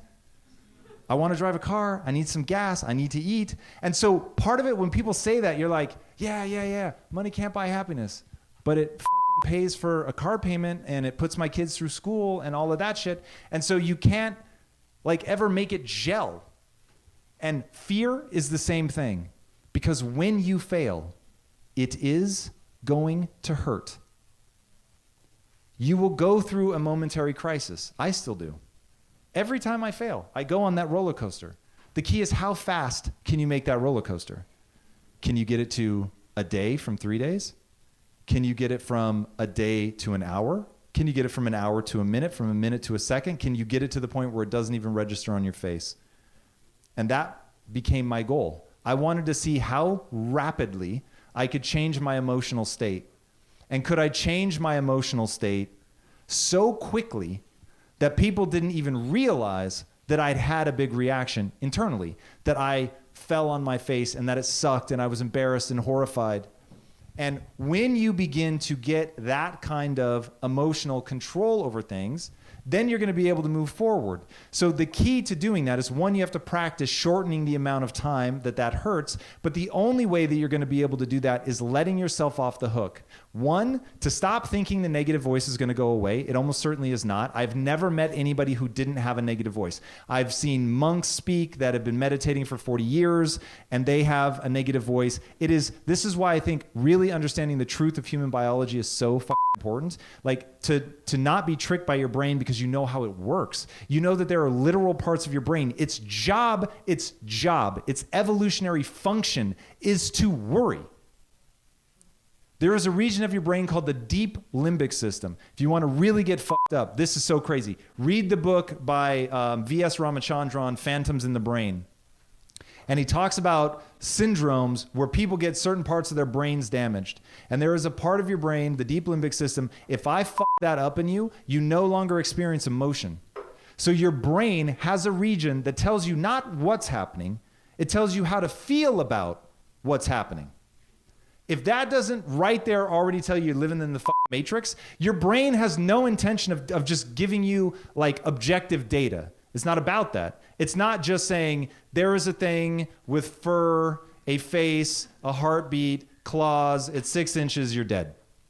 Right? It's like, yo, motherfucker, something moved, it's a little bit orange, run like fucking hell. And that's it. And so you have these things, that's their job, to keep you alive, to keep you safe. But now you put yourself in a modern context, you have to know what's going on so that you can de-escalate that shit. Because more people, or I should say, people are more afraid of speaking at a funeral, giving the eulogy, than they are of being in the fucking casket. Like about the time that you're so afraid of what other people think, you would rather be dead than be embarrassed, that's when you know your mind is not always working for you. Once you begin to realize, oh, my mind is not always working for me, it does not have the same agenda that I have, then you can begin to say, okay, how does it work for me? How does it work against me? What are the rules? How can I bend some of these? This is why I'm obsessed with the movie The Matrix. It is the perfect metaphor for the human condition. I don't think we actually live in a simulation except for the one created in our own minds, right? David Eagleman episode, watch that one. He talks about how your brain is literally encased in total darkness, and yet right now, do you not all feel like you're perceiving light? It feels like the fucking light is just getting into your brain, but it is not. It is being translated into electrical, chemical signals that your brain then translates and creates a virtual representation of what it sees, and it's good enough that you don't bump into too much shit, but it is all fucking painted with what the brain thinks you need to stay alive. And one of the things it thinks you need to stay alive is a really fucking negative voice telling you, don't fuck that, man. You're really gonna fuck that up. No, for real. People are going to be super embarrassed when you fuck it up. You're probably going to lose your house. By the way, you barely got this job. If you quit this job and go to another job, who knows how long? You've heard the economy's going to turn. What the fuck are you going to do then? Oh, you're going to get laid being broke? Real sexy in the back of a fucking minivan. And that shit just plays and plays and plays and plays and plays. And if you know it's coming, then you can interrupt it and you can insert other beliefs that actually make fucking sense because they move you towards your goal, right? Which is why we have to have clarity. So once you have clarity, you know what your goal is. You only believe that which moves you towards your goal. You hear the negative voice. That does not move you towards your goal. You interrupt it because you understand the way the brain works. You hit it with this mantra, phrase, whatever rule, belief, whatever that thing is. And now you're changing your neurochemical state so you don't actually feel that oppression. But that's what I want people to understand is all of this, you're living this life in this neurochemical soup. Like shit is going to happen. You're going to feel some kind of way all the time. And that feeling is as real as you let it be. Or you can be like, no, I don't choose to feel that. And then change the narrative and feel something else. And that sounds like just self-helpy words. That shit is real. That is the truth of the human condition. There's a book called The Brain That Changes Itself. Think about that. You have an organ between your ears. It is considered to be the most complex thing in the universe, more complex than the stars, more complex than fucking plants. And if you know anything about photosynthesis, those motherfuckers are not for play. I mean, we can get into all the like crazy plant shit. That's like a whole thing. But there are a lot of really complicated things in this universe, and nothing comes close to the complexity in the human brain. And so beginning to understand how to leverage that thing to not be beholden to it, to really begin to harness its power so that you can move where you want to go, where you can take control of that process and propel yourself forward. But it all comes back to actually understanding how it works. And when you understand that you're living in this neurochemical soup, that all of that stuff is alterable and that it changes through thought alone. That's crazy. Through thought alone, you can change the physical wiring of your brain, the most complicated thing in the universe, by thinking about changing it.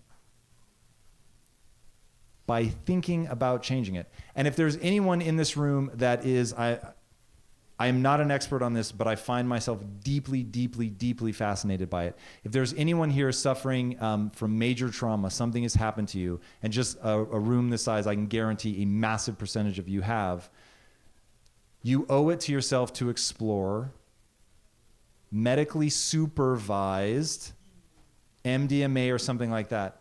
Now, why? I've never done it, but why do I think if I had a trauma, I guarantee it is the first thing I would do? Why? Because what it's doing, you guys know who Roger Bannister is? 4 Minute Mile. All right. The notion that the 4 Minute Mile was beyond human capabilities stood for decades. So imagine, for decades, we had professional running, track and field, people going for it. I'm going to do it. No, you're not. It's not possible. The lungs, the heart, they can't handle it. People kept getting close, but nobody could break it. And so everybody just said, look, it is medically impossible. Humans cannot run a 4 Minute Mile. Just fucking accept it and move on.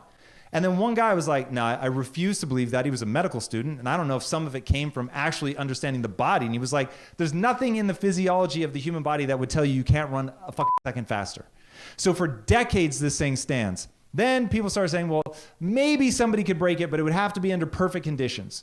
It would have to be a windless day, dry conditions, and he would have to be in front of like a big crowd cheering him on to run his best performance ever. And Roger Bannister shows up on a rainy, cold, wet, windy day in front of like 26 people. And motherfucker breaks the record. Now that's not the trippy part. The trippy part is 19 days later, somebody else broke the motherfucker, beat his record. It stood for decades. Imagine something standing for 40 years, and then within 19 days it's broken again. Within a year, 3 people break it in the same race. Once you believe something is possible, once you taste that thing, that other thing, like Tony Hawk when he was trying to do the 900, he was like, honestly, I didn't know if it could be done. And so once he landed it, then everybody started doing it. And it just became de rigueur. Like, yeah, of course, if you can't do the 900, you can't even fucking compete. But it had stood for so long until you could see, oh, it can be done. So the MDMA thing is, it puts you in such an altered brain state that you realize you can love yourself again. And when you feel that just fucking intense acceptance and you're looking at the trauma, do this with somebody who knows what the fuck they're doing. I'm not saying go to Vegas and get ecstasy. Medical treatment, MDMA. Find a study, they're out there. But being able to taste that other thing, the other state of loving and accepting yourself totally, even though the neurochemistry is going to radically change as you come out of that, you've now tasted it. You've run the 4-minute mile. You know it is possible. You've experienced it. You lived it. You were there. It's not somebody telling you about that shit. It is actual to you. You know it's possible. And that's the fucking thing about success. That's what I want you guys to taste. I want you to know that this has been broken by somebody just as dumb as you. I'm not joking. You look at me as like an after photo. I look at me as a before photo. Like if you show me, this is one of our first offices, but if you show me, and I don't know if you already rolled them, baby, but show the photos of me as a kid. So, genius, right? Obviously. You can tell that kid's fucking right. He's going places. I used to wear that all the time. And yep, there's another one. This is a hat I was particularly fond of. So I did not take myself very seriously. So when I always tell the story that my own mother, who was my biggest cheerleader, quietly assumed that I was going to fail when I left for college. There she is. What's up, moms? So she had reason to believe that I was going to fail. I didn't take myself seriously. I didn't take anything seriously. I cheated all the way through high school. And it wasn't until shame, quite frankly, started dragging me out of bed. I was engaged to the lovely and beautiful Mrs. Elizabeth Bilyeu. And yeah. And she would come home. We were living at her mom's house, by the way. And that's not sexy. Living at her mom's house. She was working, I wasn't. And my only job was to make her a sandwich when she came home for lunch, because she would come home for lunch. And I would lay in bed saying, I'm going to get up in 5 minutes, I'm going to get up in 5 minutes. And I would lay in bed for 3, 4, sometimes 5 hours in the morning. And the only thing that got me up was knowing if I didn't get up right then, I wasn't going to have her sandwich ready when she came. And that was like a shame too deep to bear. And so I would scramble down, my hair a mess, in just sweatpants, the same sweatpants that I wore every day, which she did not find very sexy. And I would make her a sandwich and be kind of mad if she seemed a little off that, I made the sandwich. Yeah, if you could do your hair, maybe that would be nice. And I was just like, Jesus, ask.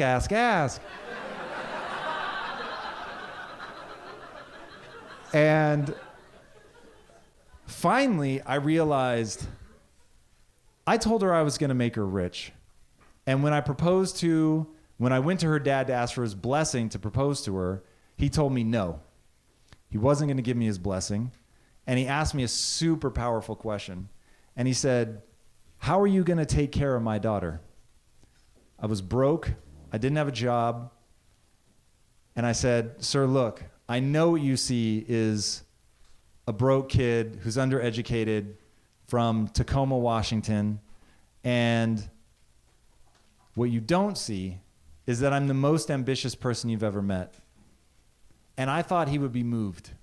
And I thought he would be like, you know what, kid, good on you. Go marry my daughter. And he didn't. He was like, look, you can have sex with her, but for the love of God, do not marry my daughter. And I'm not joking. He didn't use those words in his defense, but he made it abundantly clear. I'm not old-fashioned, Tom. I'm not old-fashioned. And they have a Greek phrase, siga siga, which means slowly, slowly. So that became like the mantra for the whole family because everybody knew that Andreas had this whole thing where he wanted me to take it slowly and I was going far too fast for him. And I said, look, sir, I respect what you're saying, but I am going to propose to your daughter. And there I am. She said yes. I gave her the whole speech. I'm going to make you rich. This is going to be fucking amazing. I've got all this ambition. I'm going to make it happen. And as I'm laying in bed, I have a pivotal realization, which is that there is a massive chasm between ambition and drive. And I had the ambition and I did not have the drive to see it through. But I was so ashamed of myself that that shame actually propelled me forward. Because I now had essentially people watching. I had a father-in-law who wanted to know what I was going to make myself. I had my fiance who wanted to know, like, if I was really going to be the man that I promised her I was going to be. And so that got me moving, and that got me headed in the right direction. And that got me into all the things that you see now. But it was this incredibly long journey of being disappointed in myself and having shame and not knowing what I was doing and being in over my head and spending so much time in over my head that I end up developing crushing anxiety because I'm failing so much and I'm failing so often, but I have not yet divorced myself from the outcome. So because I'm so tied to the outcome, every hit is a hit to who I am. And so I begin turning inward and I'm thinking less of myself, even though I'm moving up and moving forward. I just spend so much time smack bang on my face, doing something stupid, saying something stupid, actually fucking something up and costing a lot of money over and over and over. And so because I thought that meant I was bad, I was unworthy, I was never going to be able to achieve something, it was sending me into this fucking death spiral. And it wasn't until I really started having to learn about the brain to get out from underneath the anxiety that I began to put a lot of the pieces in place, the rules, the beliefs and everything that ended up allowing me to catapult forward. And that is what, for Lisa and I, impact theory is all about. It's just getting people to realize you're an average human. Being an average human is enough. You can change far more than you think, but it's going to be really, really fucking hard. And so I cannot promise you that it is going to be easy, because the dreams that you guys want to do, they're big. And some of you guys have specific dreams that are gigantic. And I fucking love that. And while I think the most powerful thing you can give any human being is doubt, I'm not going to give you that tonight. What I want to give you tonight is a very simple idea. You can have, do, and become anything you want. Anything you want. If it doesn't violate the laws of physics, you can have it, do it, become it. Doesn't matter your age, gender, ethnicity, sexual orientation, literally none of it matters. But what does matter is you have to become extraordinary. So the first step in this incredibly arduous journey that you're going to be on if you want to be extraordinary is simply to believe you can become extraordinary. It will be hard. You will fail. You will be afraid. You will embarrass yourself. You will make mistakes. There will be the dark night of the soul. And in that moment, in that dark night of the soul, the only thing that's going to rescue you are your beliefs about the way the world works. Because you're not going to feel good about yourself. But if you can piece that mindset together where it's about the pursuit, that you're a learner, that's your identity, then you can begin to cobble this stuff back together and get back up on your feet and get moving. So said simply, the idea I want to leave you with, it does not matter who you are today. It only matters who you want to become and the price you're willing to pay to get there. How do you go about cooperating with the government as to share messages of empowerment and optimal health in the education system? I have no idea. And if I'm really honest, I've avoided this like the plague. Even back at Quest, I could just look into my future and I knew eventually we're gonna have to start, what do they call that when you go after the government? Lobbying. This guy. Lobbying the government, that is something I just was not eager to do. So sales cycles, getting them to adopt ideology, however you want to think about it, in the government is so long, and it's no one person, and it's so hard to predict and to understand. I am the wrong man to answer this question. That sounds like a nightmare to me. I would do anything but. So like somebody needs to change the education system, but it's not going to be me because I have no interest in that. All right, sad, can't help you. Somebody else is gonna have to tackle that problem. All right, Avery Nair. How do you be aggressively yourself? I struggle as a people pleaser growing up, doing what's safe, doing what makes my parents happy, being the cheerleader in people's lives. How can I be unapologetically myself while still caring deeply about others? Okay, so here's how I do it. I never use the aggressively myself as a rebuttal to who they are. Okay, so it's never like, oh, you should do this. And then I'm like, this is me and this is how I do it. Okay, so I don't do that. What I do is when I have a moment to express myself, where I'm just expressing myself, I'm not trying to convince anyone else, I'm just going and doing my thing, I go and do my thing. And I let people see how much I'm loving it. I let people see how much I enjoy it. And when somebody comes at me and they're trying to change me, it's like, hey, I fully respect that, right? Compassion. I totally get where you're coming from. I hear you, period. Now, let me tell you about the things that excite me. I'm not trying to convince, just like, here's what I find exciting. Here's where, so that they can see why I'm doing it. They can see what I'm really into and that I'm all about it. And then I just don't think about them, what they want from me, all of that. If it's real and I'm actually excited about this thing, then I just go put my time and energy into that. I go do my thing. And that is my act of being unapologetically myself, that I go do that. And I love doing that. And then, this is the only part that gets a little dicey. If people keep coming at me, then I will start doing, what do you actually want from me? And I do it just like this so that people know that I'm being serious. What do you really want from me? Do you want me to be happy? Do you want fulfillment for me?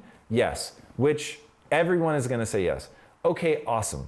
How do you define that? And then ultimately we're gonna get down to, they define it by how I feel about myself when I'm by myself, or my neurochemistry, or all that. Just a level of happiness, a level of contentment, a level of like stress-free life.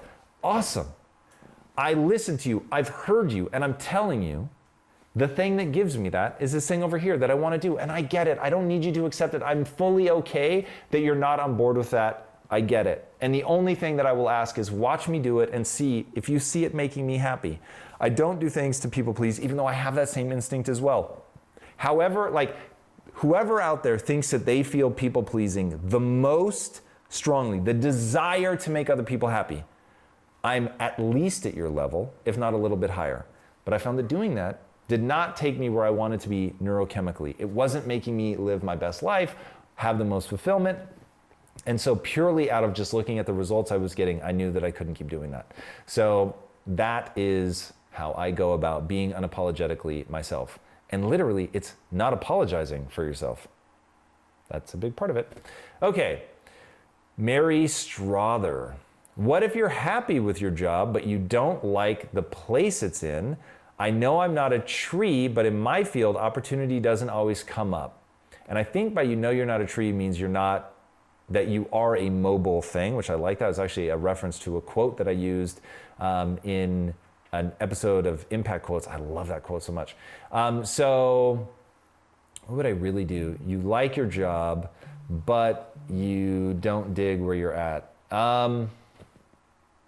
Man, the honest answer for me is I would leave. Like, I'm so hell-bent, like I know what I want to do with my life. It is so clear to me that I just wouldn't let anything stop me. And that's why I left Tacoma. I loved Tacoma. I was not unhappy in Tacoma at all. Like, people always think I left for the weather or whatever. I didn't even think about the weather as a kid. It was just all I knew.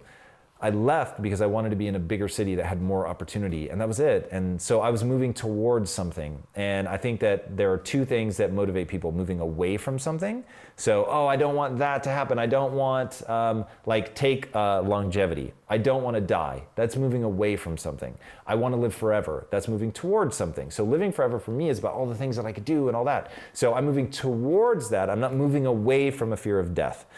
So that here, like, the only perspective I can give you is that if I ever had a sense of like, I can't go as far as I want to go in this place, I would be gone in a heartbeat.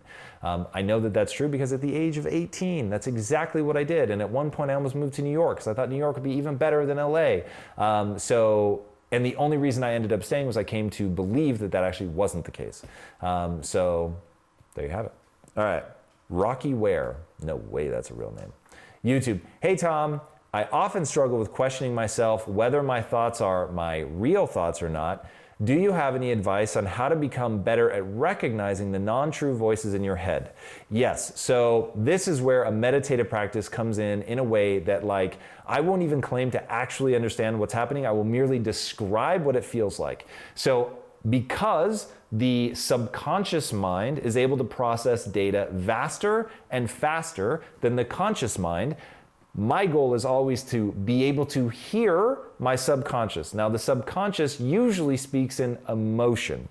And the only way that that emotion can get accurately translated into the conscious mind where you can really understand it is if you can create a calm and creative space where no stress, no anxiety is influencing what you're thinking about, or even more terrifyingly, how you're interpreting what you're thinking about. Because an anxious mind will interpret things negatively or see the danger instead of the opportunity, whereas a calm and creative mind will see the opportunity instead of the danger. So, learning to meditate, learning to get into the parasympathetic nervous system, into that alpha wave state, calm and creative, to really be able to accurately feel, sense, hear in air quotes, what the subconscious is offering up to you so that you can interpret it by the in the conscious mind. And I find that, like, I just get like the most interesting ideas, the solutions to big problems by doing that. So that is the only way that I know to really create that space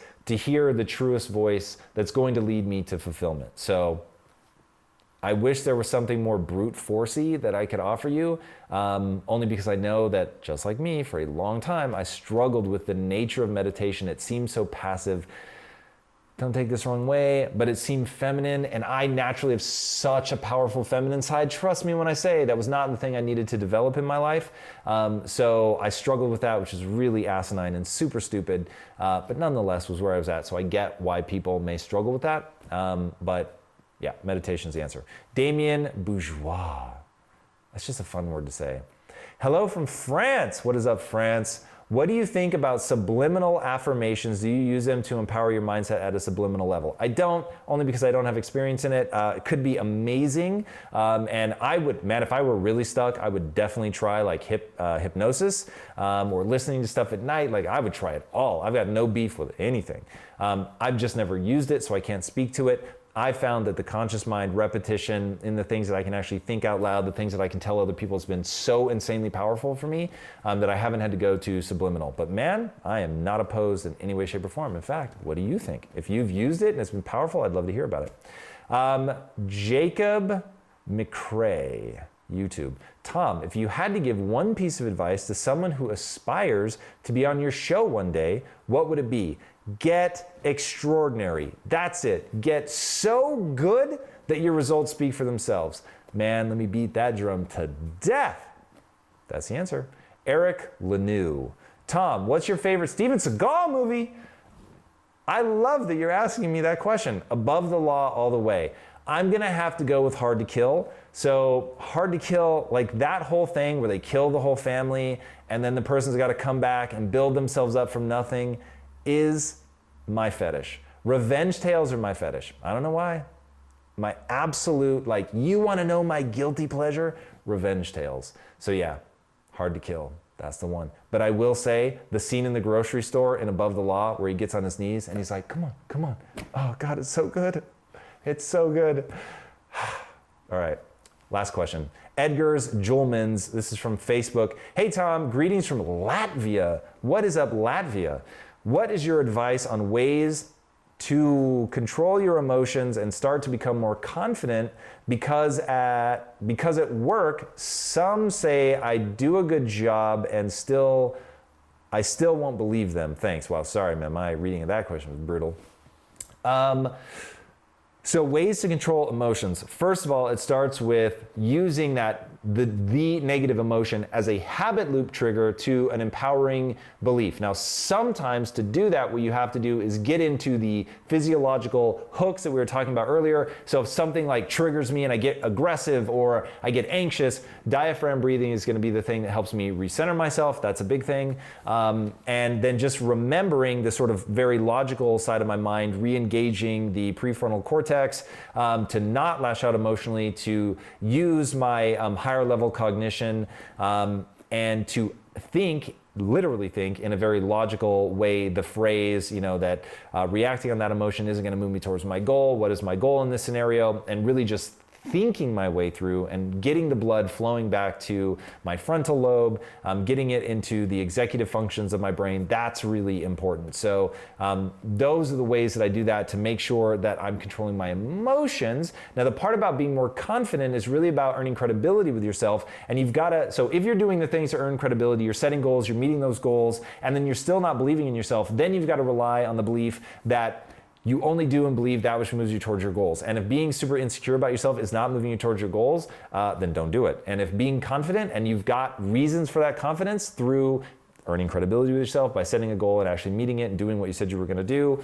and being, getting the skill set and actually showing results and all that, then you've literally just got to let go of that negativity about yourself because it doesn't make sense to hold on to it. So I only allow myself the level of insecurity that gets me to go out and do the things I need to do to be extraordinary. That's it. And once I'm spilling beyond that, I literally just stop myself. It is a negative thought in my head that does not serve me, using cognitive behavioral therapy techniques of negative thought, stop that, doesn't make sense to believe that. What's the habit loop trigger here? I'm gonna go into something positive. I'm gonna remember that I can adapt and grow at any time. Okay, cool, so I can set my mind to this and get better at it, and let's just look at real results. What does the data say? Does the data say that I suck at this? And if it does, great, I'm going to allocate the time and energy that I want to this to actually get better. And if the data sucks and I'm crushing it, then I need to just set this aside. Really be honest with yourself, to audit that time, to make sure that you really are making progress, and to not be angry, upset, or diminish your sense of self because you're in a rut, but instead be proud of yourself for really being willing to assess, where am I at? What am I trying to accomplish? Am I actually making progress?